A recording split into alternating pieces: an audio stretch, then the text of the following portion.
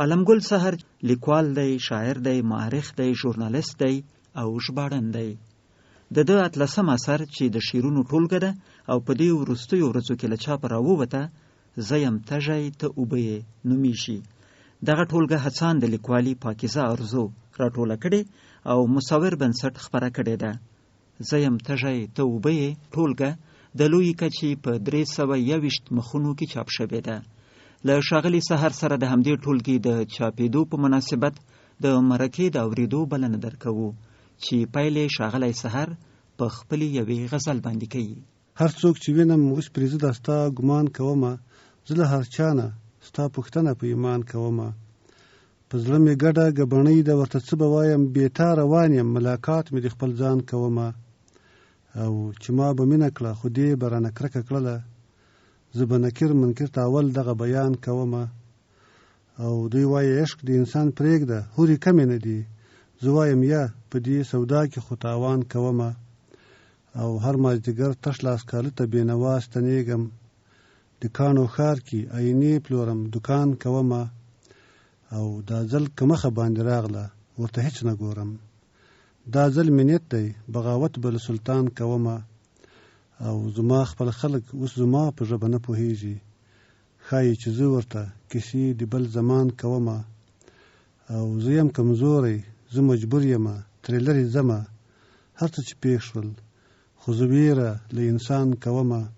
او که په جنت کې وم یاران به مې ډېر زیات یادېږي،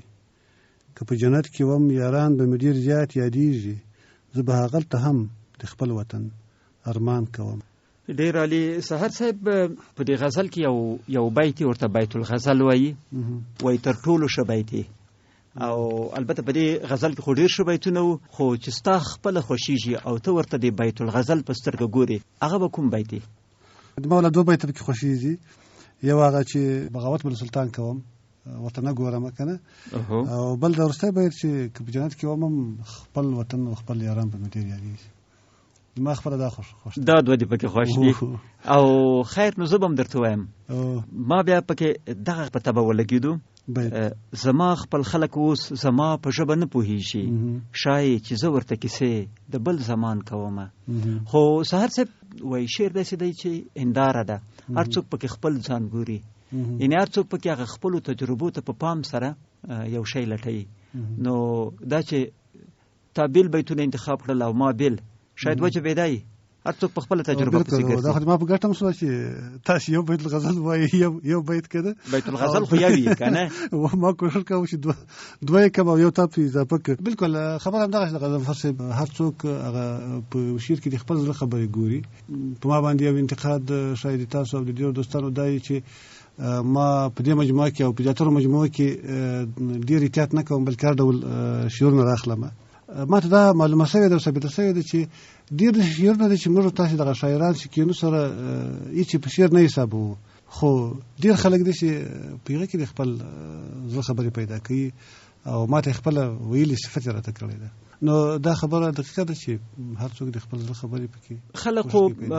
خلک مختلف شعرونه خوښوي. خو یو بله پوښتنه درنه وکړم، آیا خپل هم همداسې نه یې چې کله دې خپل یو شعر ډېر خوښ شوی دی او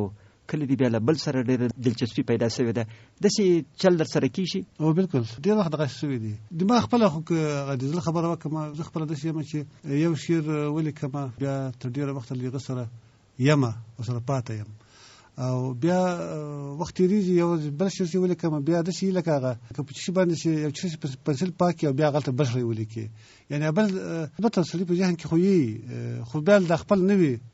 شعر سره بیا مینه کوم او نوی شعر په یاد مې یو لکه په کور کې چې نوی ماشوم پیدا شوی او د ټولو ورته پام یې ټول هغه ته پام یې. ما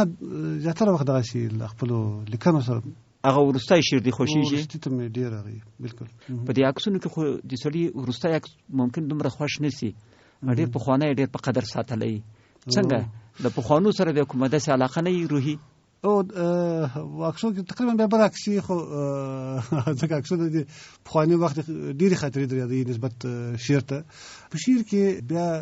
داسې چې پخواني شعرونه د دې سره سره چې کمزوري یا به سړي ته کمزوري ښکارېږي، معمولا کمزوري نسبت نوي شعرونو ته، خو زه ول خپل سره یو ډول روحي تړاو لرم ل خپل شعرونو سره چې په خوا ما ویلي دي مثلا د پانتون په دوره کې مې ویلي دي لږه مخکې مې ویلي دي سره لږ کمزوري دي خو ما در باندې ګران دي خپل لوستونکو باندې هم تحمل کړی دي شاغله سهل هغه ستا ډېر پخوانی شعرونه چې ما لوستي دي په هغو کې به ځینې داسې ترکیبونه وو چې هغه ترکیب به دې پخوا هم اورېدلی وو یا به ما ګمان کوو چې اورېدلی مې دی اوس بیا داسې نه وي اوس یو قسم استقلال ته رسېدلی څنګه دغه تبصره چې زه کوم دې تبصرې ته خپل هم رسېدلی که نه که د له دې نظره نه دي ورته کتلي ولا د ځان باره کې ډېر مشکل سړی ووایي چې زه به ګویا د چا اغېز نه راوتلی یم ما ته خپل ځان داسې ښکارېږي لکه د چا له اغېز لاندې چې یم ولې کله کله داسې غضنفر صاحب دا د ما خپل تجربه ده ډېر وخت ما یو شعر لیکلی ولا بیا په زړه مې غلی چې دا اوس د بل چا نه یې ویلی بیا وروسته متوجه شوی یم چې هغه خپله ما خپل ذهن کې دا خبره راوزلې ده څو وخت مې تکرار کړې ده بالاخره بل ورځ کې نسته یم شعر مې جوړ کړی دی جنې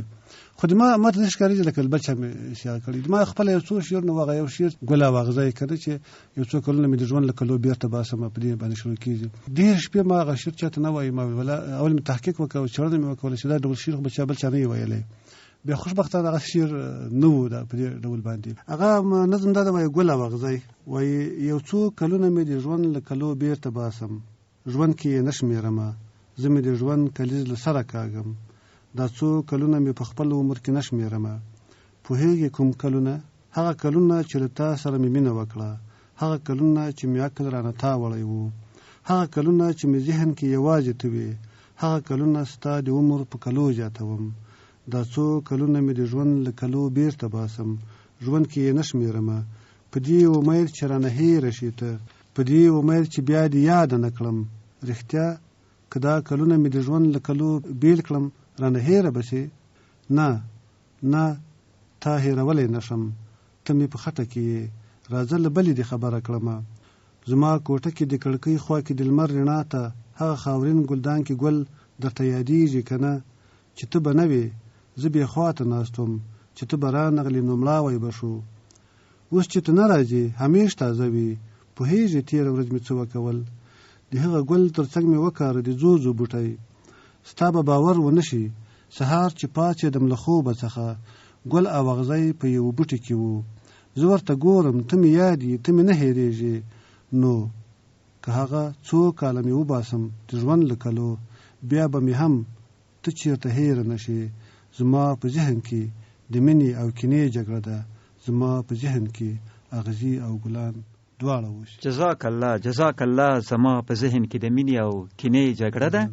زما په ذهن کې اغزي او ګلان دواړه وشي ښاغلی سحر همدغه موضوع ستاسو د شعرونو یو موتیف هم دی ستاسو د شعرونو یو تکراریدونکی مضمون دی له دې مضمون سره له دې محتوا سره تاسې علاقه لرئ یادوي په مختلفو شعرونو کې هم مینه یادوي او هم له مینې ستومان یاست زه نه پوهېږم چې تاسې له دې موضوع سره ولې ډېره جوړه سوې ده خو ګمان کوم یو رواني اړخ لري انسان شاید په نهایت کې په ځان مین وي په بل چا مین نه وي نو که کله له بل چا سره ډېره دلچسپي پیدا کړي په دې خپل نفس کې دغه له بل سره مینه ورته په خپل دا شعور کې په یو بار بدله سي څنګه دغسې یو روحي تجربه ده او که هغه کاروان صاحب یو خبره ده وایي ځینې شعرونه رانه ویل سوي دي کله کله خو داسې وي چې له سړي نه ویل سوي شعرونه ډېر کله کله ډېر ناخوداګاهي په ډېرو مسایلو کې خو په دې اعتبار به زه وایم غضنفر صاحب دغه ژوند هم چې ده همدغسې ده یعنې د ښو بدو ګډوله ده په ژوند کې په سړي باندې هر څه راځي ښه و بد د ژوند په جریان کې په سړي باندې داسې شیان راځي یا سړی که له چا سره ډېره مینه وکړي او بیا هغه تقاضا یې ډېره وي د ډېرې مینې د بل مقابل نه خو بیا همغسې نه وي سړی شاید دې حالت ته ورسېږي نو مختلف شیان دي چې په سړي باندې اغېز کوي ښاغلی سحر دغه د پښتو قصو یو مشهوره کیسه یو مشهور نکل خو د شیر عالم او میمونۍ نکل دی دا ډېر یو نفرت انګیزه پای لري دا نکل د شیر عالم په دې میمونۍ مینې ډېر ښه روابط یې خو مینانې سره بیا یو وخت د شیر عالم په دې باندې څه شک کوي په یو ډېر واهي شک باندې په یو ډېر کوچني شک باندې د میمونۍ وژني دا ډېر نفرت انګیزه پای دی خو د هر وخت چې دا قصه زه لولم یو قسم یو پټ پیغام پکې احساسوم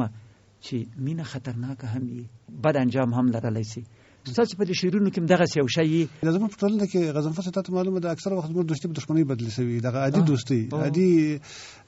ودونه، عادي خبرې، عادي ملګرتیاوې.